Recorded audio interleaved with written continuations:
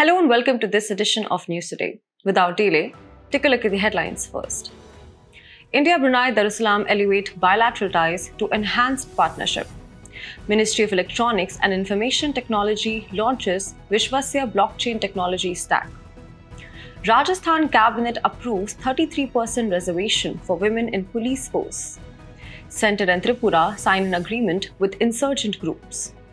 1 year completed since the launch of India's first solar mission, Aditya L1. India needs to be cautious against excessive financialisation, says Chief Economic Advisor. In a historic moment for India-Brunei relations, India and Brunei Darussalam have officially elevated their bilateral ties to the level of an enhanced partnership, symbolizing a new chapter of mutual cooperation and shared strategic interests. The significant step was marked by the first ever bilateral visit of an Indian Prime Minister to Brunei. Both nations have enjoyed diplomatic relations since 1984, and this visit brought several key agreements to the table. Defense cooperation is set to expand with plans for joint exercises and training programs. Moreover, the two leaders emphasized the importance of a development-first policy in Southeast Asia, a stance seen by experts as a subtle pushback against China's influence in the region. In a world increasingly divided by strategic rivalries, India and Brunei also agreed on the need for enhanced multilateralism that reflects modern realities. Further, collaboration in space technology was discussed, with a focus on the operation of telemetry, tracking, and telecommand stations for satellites and launch vehicles. Beyond defense and technology, the two nations aim to leverage their strengths in finance, manufacturing, and processing. With Brunei being a critical partner in India's Act East policy and Indo-Pacific vision, this partnership is of immense strategic importance. Brunei, a member of ASEAN, also plays a crucial role in India's energy security, as India imports nearly $500 to $600 million worth of crude oil from the country every year. And let's not forget the human connection. Around 14,000 Indians call Brunei home, contributing to its society and economy. Brunei continuously participated in Voice of the Global South Summit, an India-led initiative.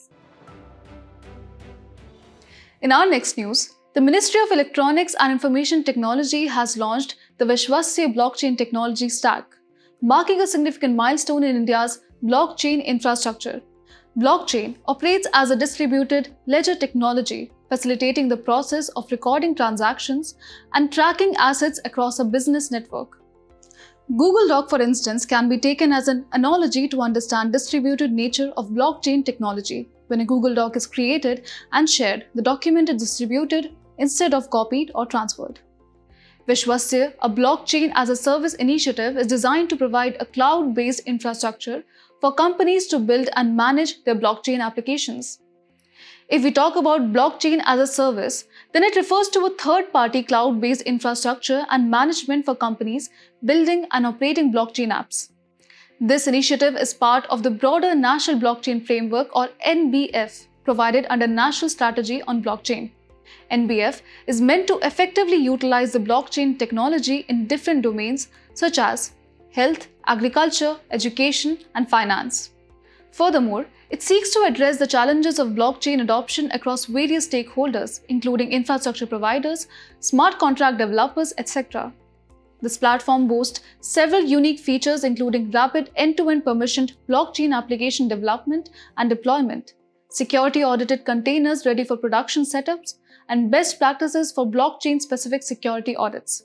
Additionally, it supports a geographically distributed infrastructure spread across 3 data centers in Hyderabad, Pune, and Bhubaneswar.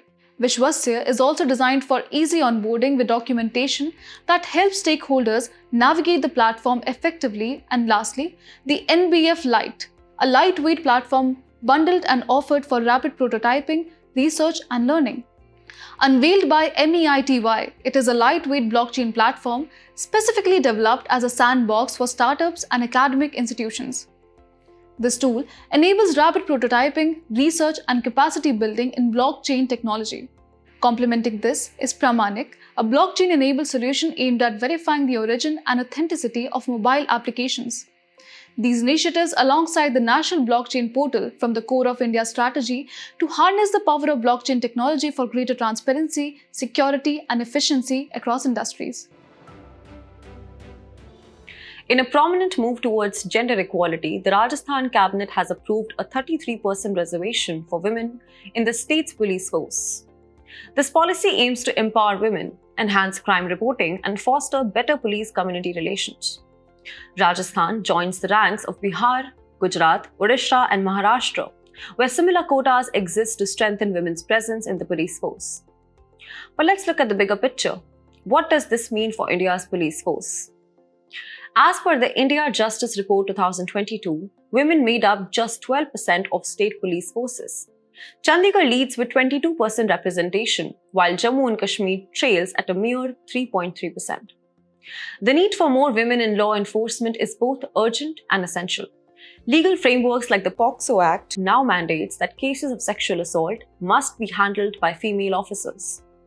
Additionally, only women officers can arrest and search female suspects, highlighting the necessity for their presence in sensitive situations. Moreover, having more women in the police can boost the reporting of crimes against women, as their presence often fosters trust and a safer environment for victims. Lastly, because women's use of excessive force is less common, it leads to improved police-community relations. However, increasing women's representation in law enforcement isn't without its challenges. Persistent stereotypes portray women as unfit for the demanding nature of police work, with long and unpredictable hours. And since police is a state subject under the 7th schedule of the Constitution, there remains an absence of reservation policy in many states. Moreover, despite reservation policies in some states, Bihar, for instance, offers 35%, but the actual numbers fall short, with only 17.4% of women in its police force. Wrapping up, take a look at some initiatives to increase women representation in police force. Ministry of Home Affairs or MHA issued advisories to all states and union territories to establish at least one all-women police station in each district. MHA also issued advisories to all states and UTs to increase representation of women police to 33% of the total strength. Creche and daycare centers have been provided by the Central Armed Police Forces to women employees. And lastly, all female candidates are exempted from payment of application fee in CAPS exams. The central government and the Tripura government has signed a historic memorandum of settlement with insurgent groups, including the National Liberation Front of Tripura and the All Tripura Tiger Force. This agreement signifies a crucial step towards peace and stability in the region. Both insurgent groups have pledged to renounce violence, disarm and disband their armed organizations.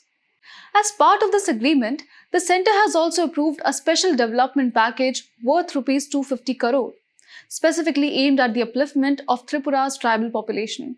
The insurgency in Tripura and other parts of the northeastern region has deep historical roots. The neglect of the hill areas of Assam during pre-British and British colonial rule left these regions underdeveloped and marginalized. The continued lack of economic opportunities for the youth in these areas fueled discontent and has led many to join armed insurgent movements. Ethnic communities often perceive the use of force as a more effective means of gaining attention and pushing for their demands, further exacerbating the conflict. External assistance to insurgent groups has also played a role in sustaining these movements over time. The signing of this agreement is part of a broader peace process in the NAR, which has seen several significant initiatives aimed at ending long-standing conflicts. The government has signed 12 major peace agreements with insurgent groups in recent years, reflecting its commitment to resolving tensions in the region. A key development has been the reduction of disturbed areas under the Armed Forces Special Powers Act. For instance, AFSPA was lifted from Tripura in 2015, signaling a move towards normalcy. Additionally, ceasefire agreements, suspension of operations, and other accords have been established across the region.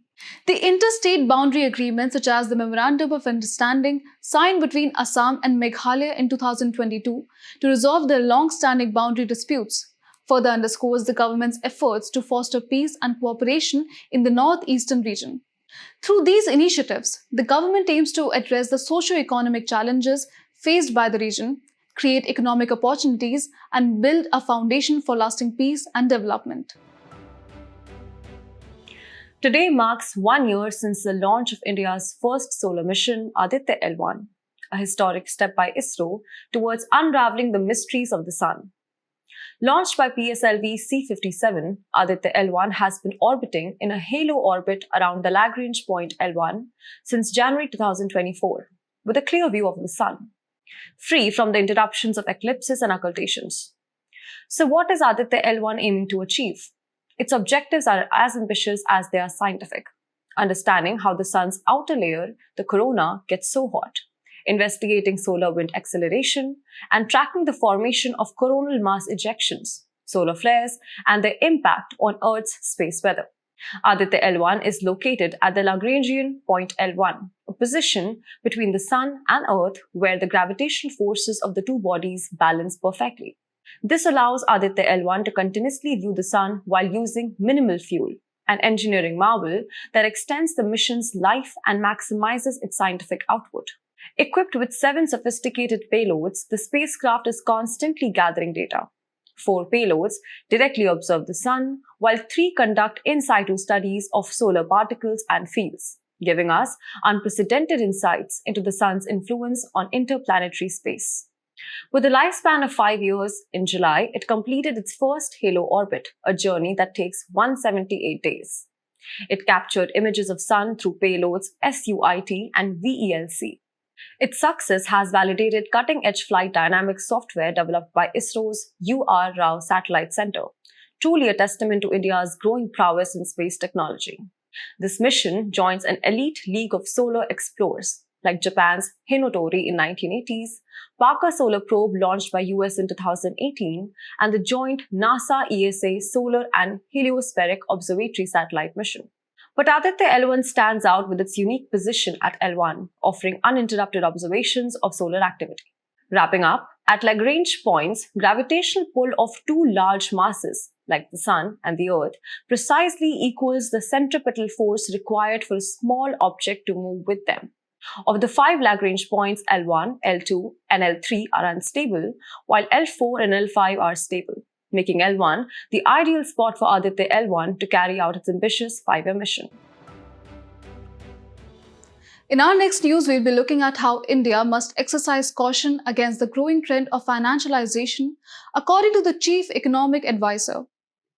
Financialization is a process whereby financial markets, financial institutions, and financial elites gain greater influence over economic policy and economic outcomes, thus showing us how financial intermediaries and technologies have gained unprecedented influence over our daily lives. It also describes a shift in investments away from traditional, tangible assets like real estate or gold towards financial assets such as mutual funds and equities. While this trend may appear to offer benefits such as high returns, it also brings with it significant risks, especially when it reaches excessive levels. Several factors are driving the financialization of India's economy. One of the key drivers is the rise of the middle class, which has more disposable income and is seeking better investment opportunities. Inflation, too, is prompting households to look for high returns beyond traditional options like fixed deposits. Government incentives on financial instruments, increasing digitization, and broader financial inclusion efforts are also contributing to this trend. However, the Chief Economic Advisor raised concerns about the potential risks associated with excessive financialization. One of the primary concerns is that it can lead to increased inequality. Financial markets often concentrate wealth in the hands of the top 1%, who tend to own significant shares of equity. Another issue is how financialization distorts the functioning of the economy. Instead of profits being driven by the production of goods and services or job creation, they increasingly come from financial investments.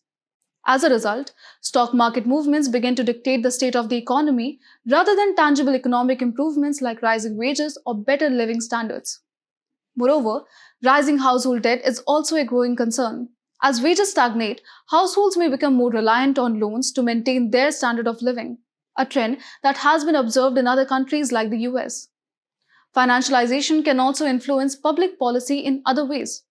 For instance, it may push for policies that favor predatory lending, encourage risky financial behavior, or erode worker protections, all of which could have long-term negative effects on the broader economy.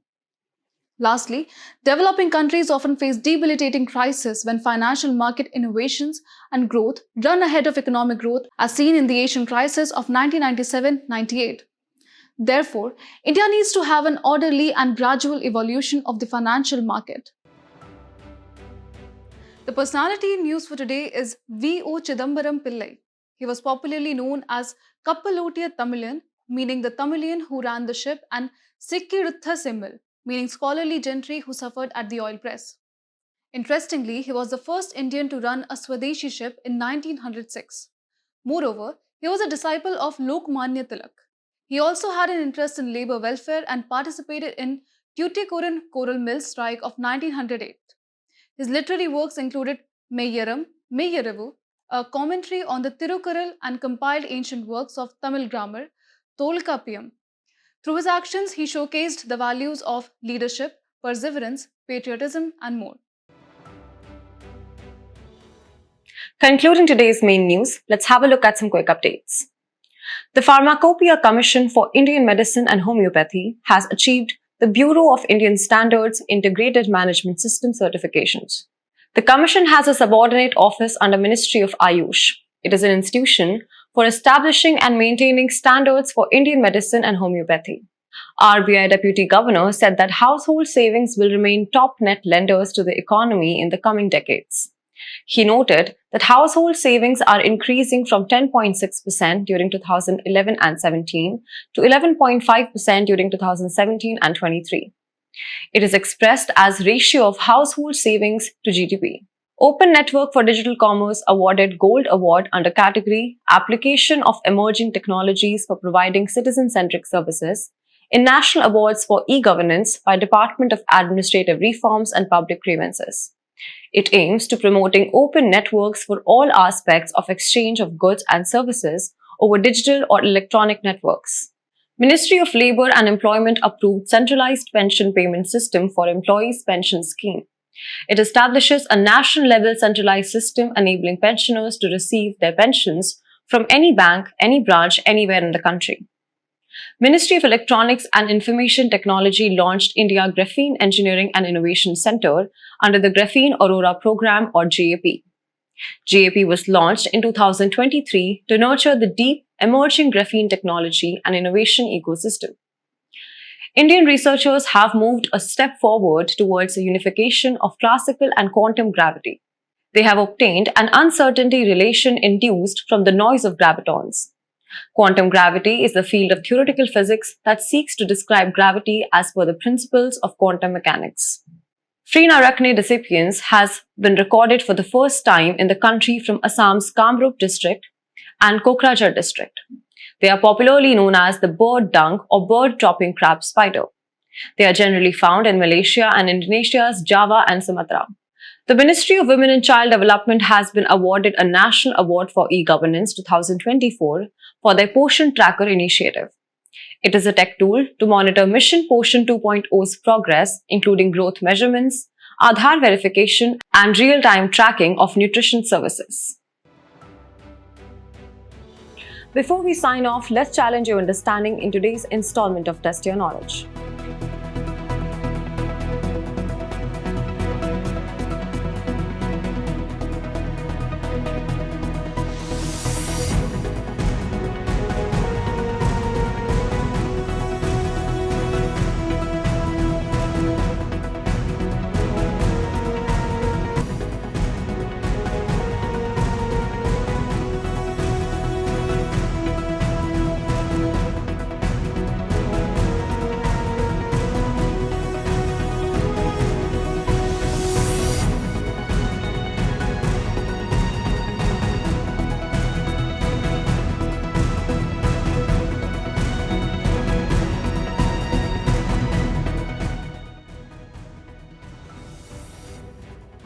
Thank you for joining us. We hope you found our today's episode engaging. For the solutions to the quiz and for the PDF version, visit the links in the description below.